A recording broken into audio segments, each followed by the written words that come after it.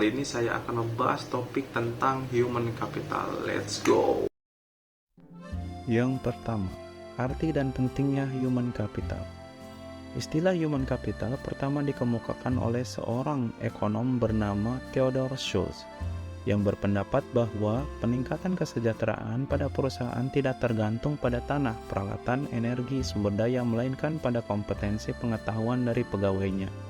Kemudian, ia mendeskripsikan posisi human capital sebagai kemampuan sumber daya manusia yang diperoleh melalui investasi pada sumber daya manusia, yang mendeskripsikan bahwa human capital terdiri dari 4 hal, yaitu kemampuan, perilaku, usaha, dan waktu.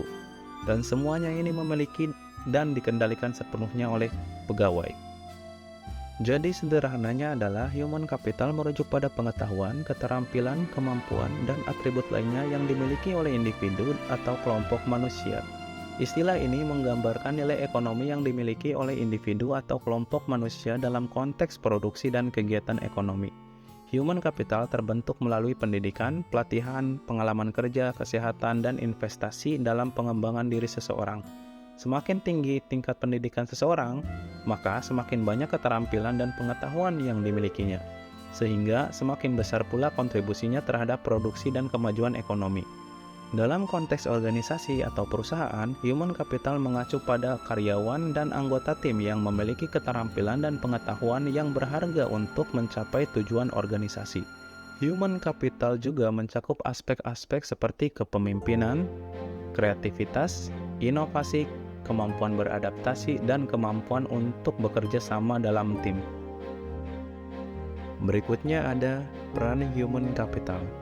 Sebagai kunci keunggulan organisasi terdiri dari 3 kelompok utama dari aset perusahaan, yaitu yang pertama, aset finansial, misalnya uang tunai, surat berharga, dan aset disebut financial capital.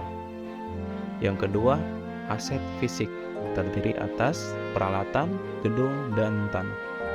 Yang ketiga, aset tak berwujud, terdiri dari modal organisasi, aliansi bisnis, pelanggan, merek, reputasi, dan modal intelektual. Berikutnya ada hubungan kompetensi karyawan dengan human capital.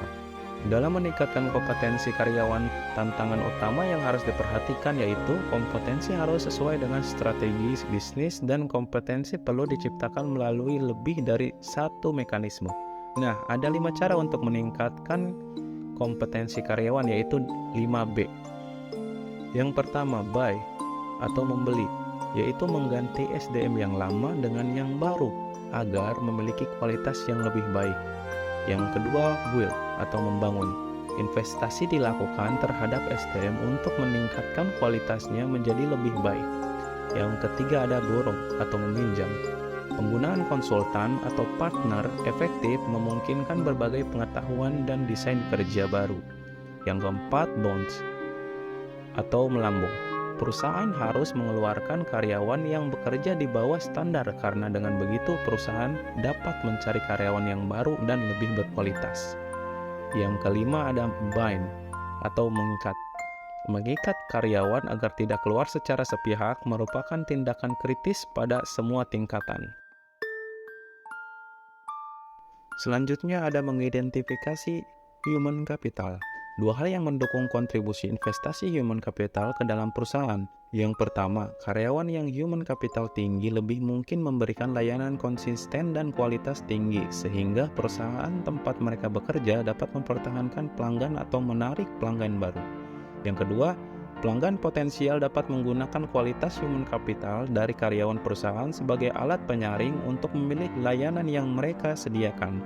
Nah, untuk keberhasilan perusahaan, proses atau bisnis apapun tergantung pada tingkat keterampilannya, yaitu yang pertama, commodity skill, yaitu kemampuan tidak spesifik untuk bisnis tertentu, dapat langsung diperoleh dan lebih kurang sama nilainya bagi setiap bisnis, misalnya kemampuan mengetik, kemampuan komputer, dan lain-lain.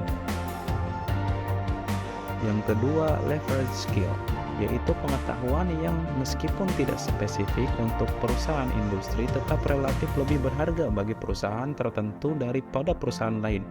Misal, programmer di bank berbeda nilainya dengan programmer di perusahaan komputer. Yang terakhir adalah proprietary skill, yaitu pengetahuan spesifik bagi perusahaan, misal hak paten dan merek. Mungkin cukup sekian yang bisa saya sampaikan pada kesempatan kali ini. See you next video. Bye. Thanks for watching. Please subscribe.